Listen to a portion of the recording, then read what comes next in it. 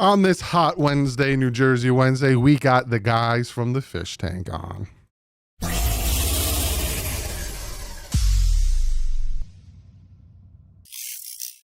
What is up, Finn fans? Hope you guys are having a fantastic Wednesday hump day. I was like, had to get the fish tank on to be able to talk about phase 4, talk about the team, the future, the culture. Got some really good player insight from OJ McDuffie. Got some behind the scenes insight and some great analysts from Seth. Be sure to go check them out. Hit their subscribe button. They also got their podcast. All that stuff will be linked below. Without further ado, let's go into the chat with the fish tank. But like usual, stay classy and fins up. So we got that dead part of the year. So I had to get my guys in the fish tank, OJ McDuffie and Seth Levitt on here. They got some cool stuff going on over in the fish tank. So I wanted to bring them on. We're going to talk Dolphin football. But first, I want to talk about phase 4, right? Phase 4. Phase 4. Put them up, Juice. Yeah. You guys have something really cool going on over there. That is the biggest reason why I wanted to collaborate with you guys, why I wanted to bring you guys on, because people need, I know people know about the fish tank because, you guys talk to some greats. I have a great on here with me right now with OJ McDuffie, but you guys go on there and you talk. That's right. I'm guaranteed a great person on every show, right? You got it from a good place. You got Seth Levitt, been with the Dolphins forever. You got OJ McDuffie. I'm not the great. Right? You are, but in a different aspect, not on the field, off the field. Great. You're so good. Phase 4. What now? You just got done. The 23rd, it came out with Raheem Mostert. Great show. I'm gonna link it below. You got to go check it out. What is phase 4? What are you pushing out? What is different? What is new about phase 4? Yeah, sure. Well, thank you for asking. Thanks for having us on, Doug. Both of us were very appreciative that you reached out. Sure. Don't just wait though till it's a dead time, okay? So you don't have to wait till dead time. So we're going to drag these two guys in. Hey, wait, Seth, I'll bring them on now. I'm glad you said that. Like, we're like filling space for him right now, right? Dang, like, damn, who are we? You know what I mean? Yeah, when things get busy, who's going to get? I'm just saying, you guys are busy, so I felt like this was the best time to get you guys on. I like it. So no, you know what? Phase 4, we were Juice and I were kind of reflecting upon a show that we started in 2018, which is crazy for us to think about it. And I tried to say phase 3, right, Juice, and you corrected me. But, yes, so phase 1 was, and we talked about this in our announcement, but phase 1 of the show was learning what a podcast was and being a part of 5 Reasons Sports, and Ethan Skolnick invited us to be a part of that family, and it was cool to get things started, and then we went on our own and wanted the fish tank to be its own brand, and then we got the amazing invite to be a part of the Dolphins, which is where we spent the last 5 years. But as you know, as a content creator yourself, Doug, like you can't do the same thing for 6-7 years. Yeah. And we are not reinventing the wheel by any stretch. I mean, we're still pushing out interviews and we're going to continue to do that.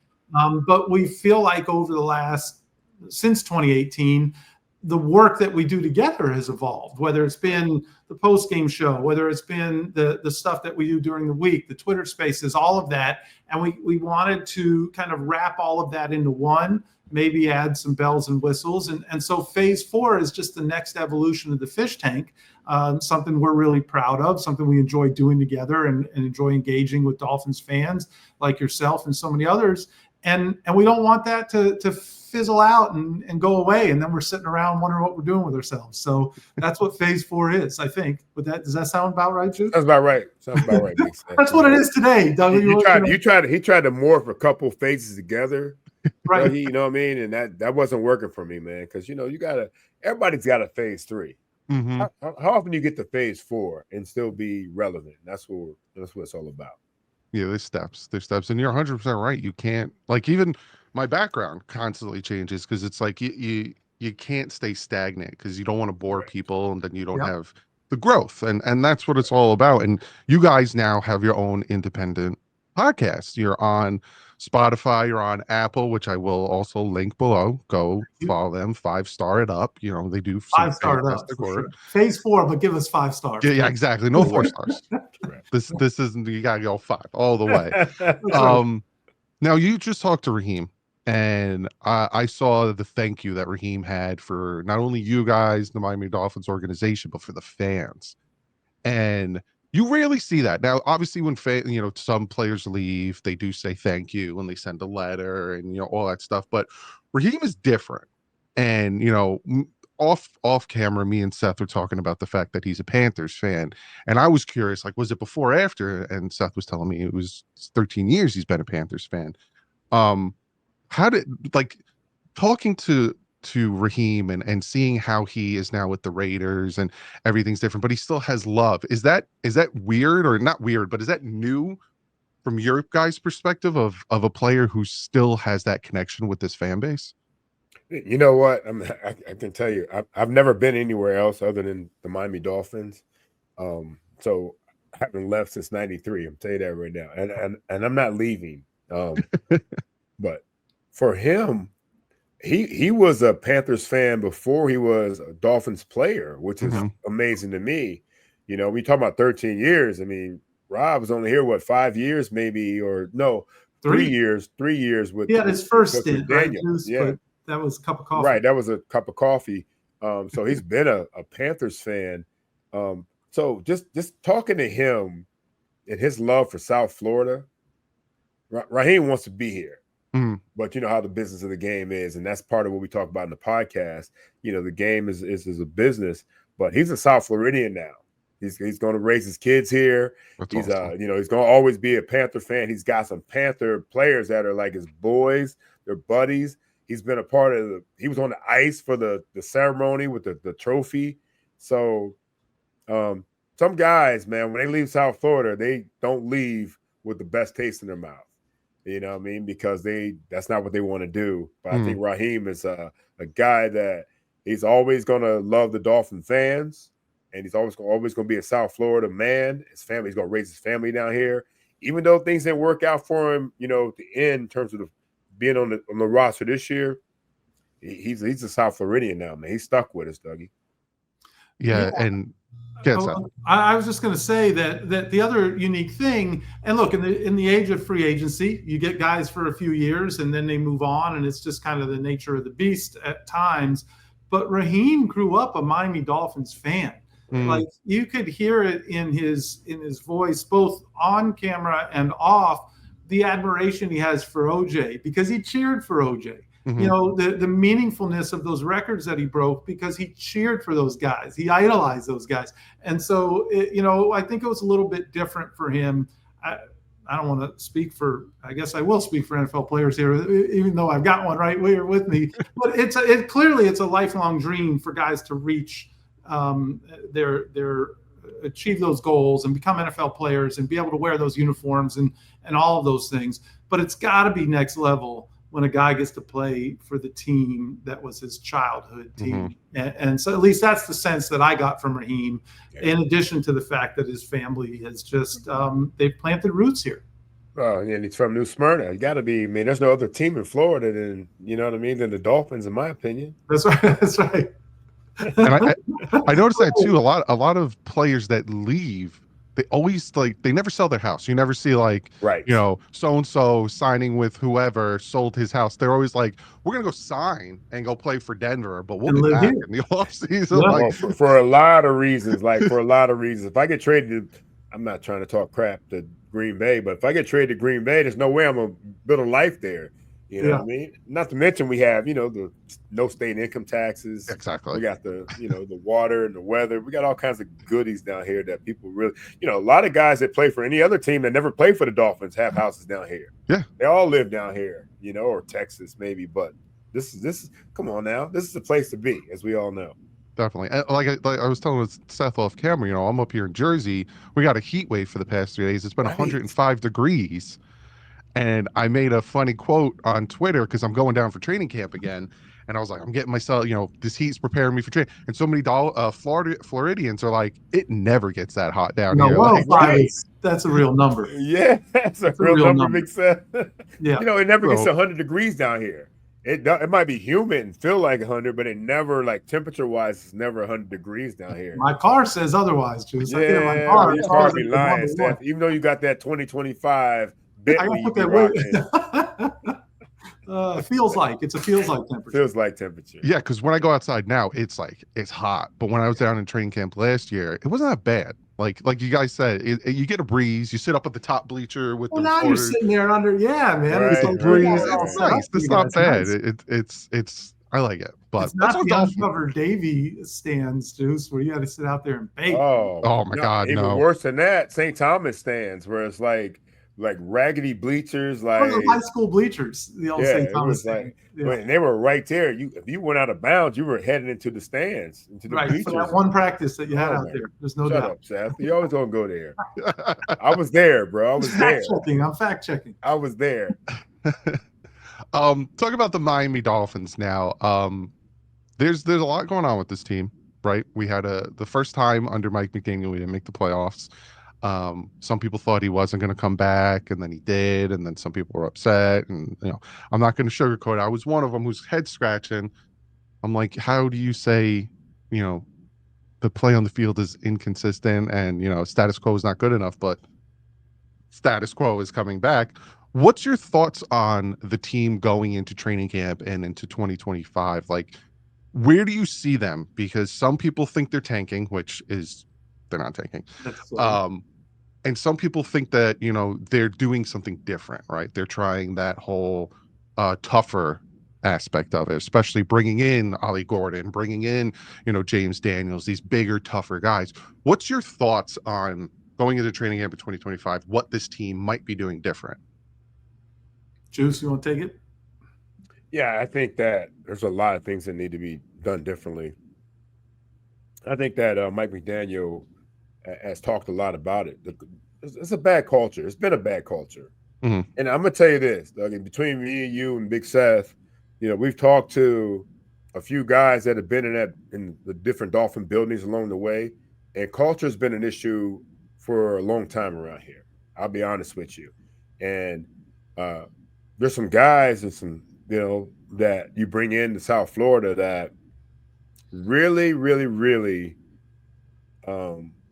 need to check themselves. So here's the thing about it.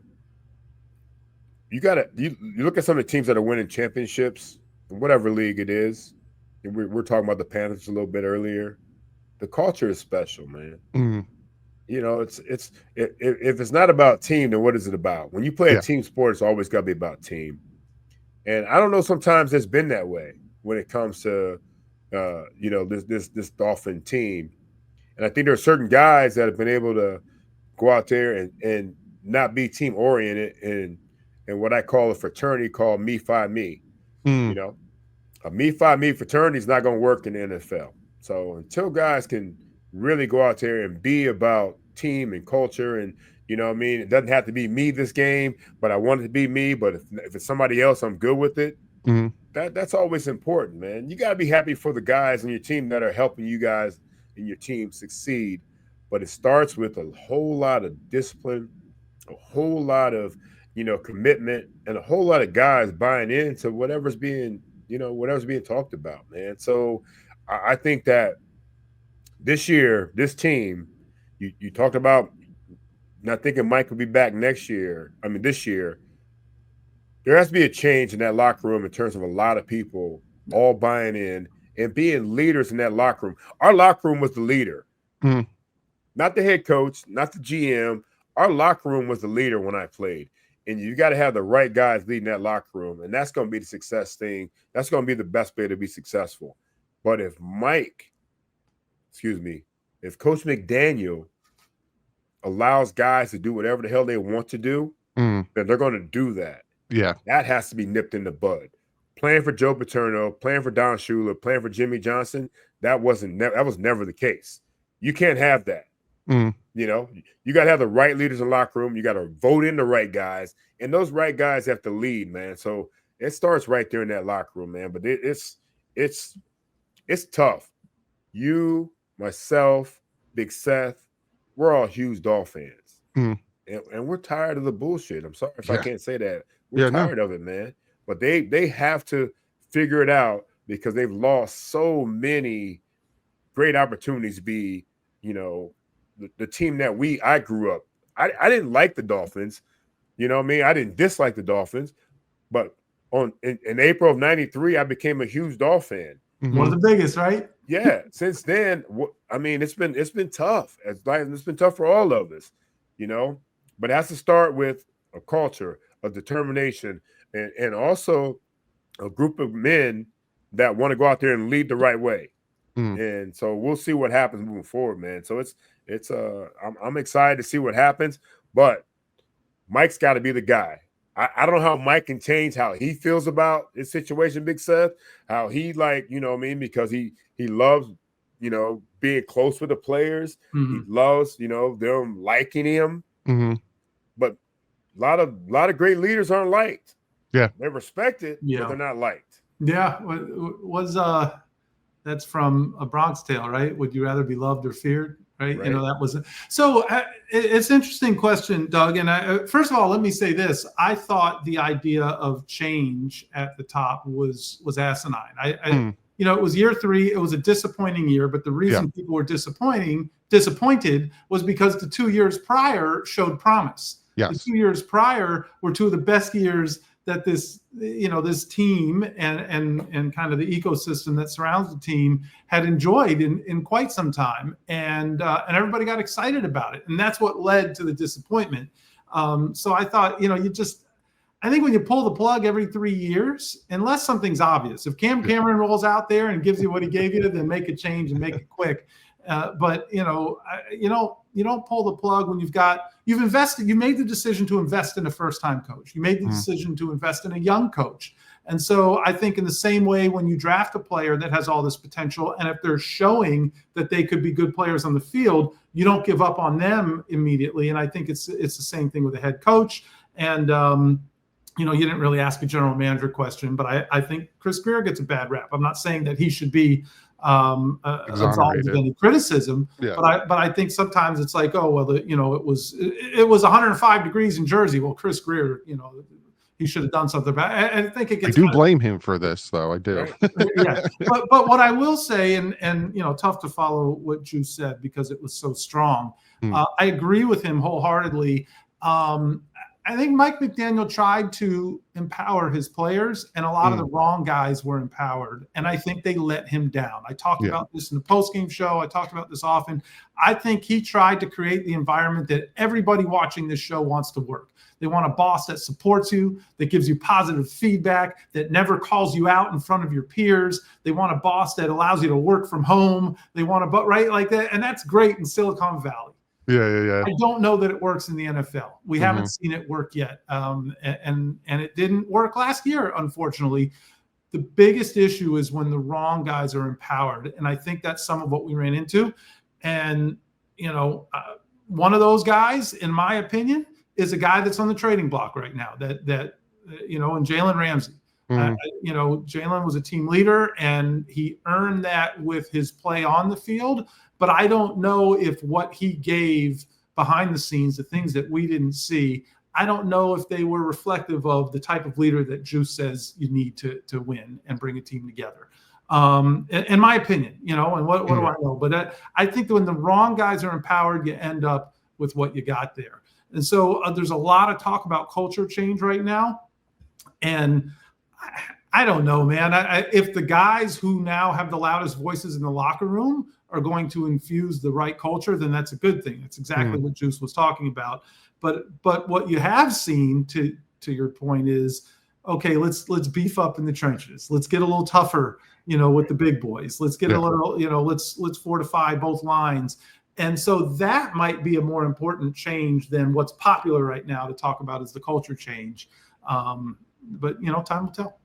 Yeah, you saw it in the drafts going Kenneth Grant, going Jonah, then going Phillips. Like they were like, we're gonna get the big boys, and we're gonna because it was all about the trenches. Yeah, that we saw that in 2023, and then in the previous years when we got to December, January, when it's time to run the ball, when it's time to stop the run, when it's time to punch back, we were some of it had to do with injuries, but it also we couldn't punch back. We were a finesse team, and it seems like Mike is trying to, read that line of being finesse and also being a power team. But piggyback off of what you said, OJ, is there a possibility to be a player friendly coach and also be a disciplinary coach? Like, is that a possibility, or is it always one or the other extreme?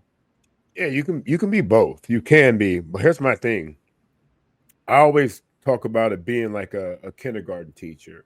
Mm, When you get that first group of 5-year-olds that come in, now can you um be nice to them, super nice at the beginning, and then try to be tough, like the second half of the school year? hmm Or do you lay it down early and then you can loosen up a little bit later in the school year once they understand what you're asking and what you're demanding of them? You know, I learned that from Coach Joe Paterno. Joe Paterno was like, I didn't like Joe Paterno. Excuse my French again. My freshman year, we didn't see eye to eye until I learned how I was going to be. He was that tough on me. He was that tough on us as freshmen. mm, But he treated the seniors a little differently because the seniors knew what was expected of him. So I think for Coach McDaniel, who's been so nice to most of these guys, can we see him be a disciplinarian? Can he be tough? Now, also, we got to realize that no matter how much you fine these guys, the money they make is not going to be a big deal because the NFL, the collective bargaining agreement, it limits how much they can get fined anyway. So hmm being late to meetings, being not at meetings, being whatever you're doing, these fines are minimal to some of these guys. Compared to when I played, you find me, that cost me a lot of money and I was only fined once, for the record, only fined one time. That on the record. And that's because I got taped up and thrown in a cold tub and I was late to a meeting. That's the only reason I was fined as a rookie. But I think it's like for Mike, he's got to reestablish himself as the head man. mm, Not, and some guys, it's going to be tough on some guys to hear it and be like, man, I've been here for a few years now.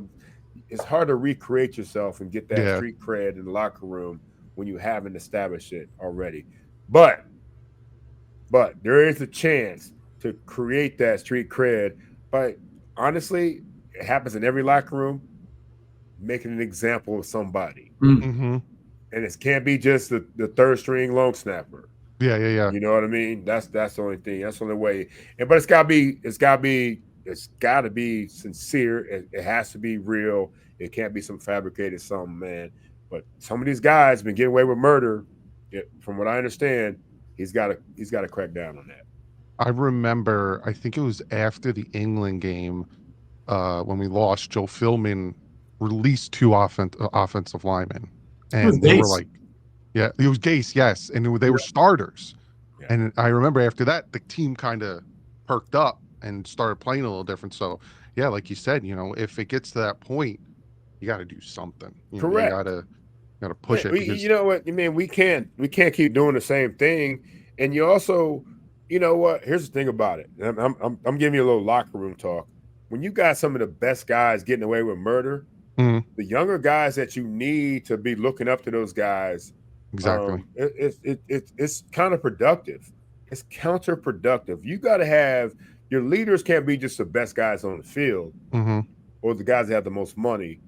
They've got to be the guys also, that are doing it, leading by example. Early to meetings, late after practice, paying attention, not sleeping, No. whatever it might be. Those are the guys out there on the walkthroughs early. Those are the guys. But sometimes those guys aren't the guys when they not making the type of money that the top guys are making. hmm Our best leaders are the hungry guys. I want the hungry dudes. I also want the hungry rich dudes. If you're hungry and you're paid, man, that's the type of leader you want on your football team right there. Zach Sealer's prime example of that. Exactly Came in, right. claimed, Put him on my hungry. team. Give me 53 of those. He got his first contract redone. He still stayed in the trailer. Like, that man is He's all about the team and all about fighting. Yeah, you know, now let me say this now. As wide receiver now, that's a little different situation. If I was waiting you want for to it. fan the trailer, that's on you. That's on you, bro. As a wide receiver though, we need More like a tour we need a bus, little flash. You know what I mean? Do a tour bus. Right? Juice, what car are you pulling up to practice at? Juice, what car are you pulling Yeah, up? right. Well, this day and age, it's a Hyundai, but back in the day, it would have been a Bentley. You know what I mean? Who knows? Oh man, I appreciate you guys stopping by. Seth, what do you got going on? What do you got lined up for the fish tank? Yeah, well, we're excited to have some interviews that we're rolling out there. We just had an amazing conversation with Kenny Stills, and so good. so So good. like one of the best interviews we've ever had. We've got a couple more in the hopper there that we're getting out there. So we're excited to get to some guys that we just hadn't gotten to yet. We'll have some people on back. But as I said, we're gonna mix in. There's some stories that I typically don't tell. But Juice has said, I got to roll out there and tell him, Juice and DJ Priest used to always want me to have my own episode. And I feel like every episode I somehow turn into my story. I'm not going to do my own episode, but we're going to have some micro episodes where we'll tell some fun things. We do want to have, and so I was asking about the streaming service. We do plan to have a live show weekly during the season so that we can engage with the listeners. That's the one thing that had been missing since we weren't doing Twitter Spaces. And that engagement is I think, the thing that Juice and I love the best. So it's fun. We love talking Dolphins ball. And so we want to make sure we're able to do that with the people who are as passionate about it as we are. Yeah, and we're also going to talk to some guys that we hate. We absolutely hate. Thank you for bringing that up. Oh, yeah, nice. We're going to have some guys that have played against us. That's interesting. We got some sharks amongst Dolphins. Sharks among Dolphins, yes. That we're going to talk to as well, and we're going to try to be as nice as we can with them. Man, oh man, it's going to be tough on us to talk some guys that were a thorn in our sides. That's for sure. You're not going to pull a Cox and start flipping people off coming out of the Never know. Depends what happens. Oh man, that's an interesting aspect. You guys got to go check them out. Now, you're doing the YouTube channel and everything. Should I send people there as well? Please do. And it is a little bit Juice and I both are competitive, and so the numbers are from the YouTube side are a little embarrassing because we didn't touch our YouTube page for 4 or 5 years. So now the cool thing is we've got content that from the previous episodes that have never had a presence on YouTube. So we're starting to kind of float those in there and putting all the new stuff on YouTube as well. I know that you kick ass on YouTube, so you're killing it, bro. Keep doing your thing, man. Yeah, yes, you like dominate the YouTube space. I think it's pretty funny that we had this whole content creator beat guy beef thing that you found yourself in the middle of recently because I don't know if you crossed over the line or they crossed over the line, but you do that cool show with Alan and with Omar and so it's pretty funny to me to see it. But what it tells you is that any of us who were old school recognize that there are fans here in this space, and it's for some people maybe it's just about the numbers and clicks and what will that result in from a revenue standpoint. I know for OJ and I, it's like, man, we've got content that we think fans will love and appreciate, and so we want to go where they're at, and that's one of the reasons we're here. So yeah, please go ahead and share the YouTube channel. It's the Fish Tank Podcast, and I thank you for throwing up the our Twitter and Instagram handle there as well. And it's not the numbers. It's we're not keeping stats here. We just want people to hear the stuff. We work really hard at it. And I think the guys that we interview love reflecting and love telling these stories. And there's a number of guys, Juice, that come on and are like, man, I haven't talked Dolphins in a while. This will be a cool way. Deion Jordan, the last guy anybody expected to talk such a good Dolphins podcast. Episode. Right. And he's like, man, I ain't talked Dolphins in forever. I would love to tell that side of my story. And it was so cool to have him on, and it was powerful, and it was, it was a lot of it that was hard to hear. It felt for a guy, but that's the kind of stuff that we enjoy, and we don't want it to fall on deaf ears. We want it to land in the laps of Dolphins fans. So that's what we're trying to do.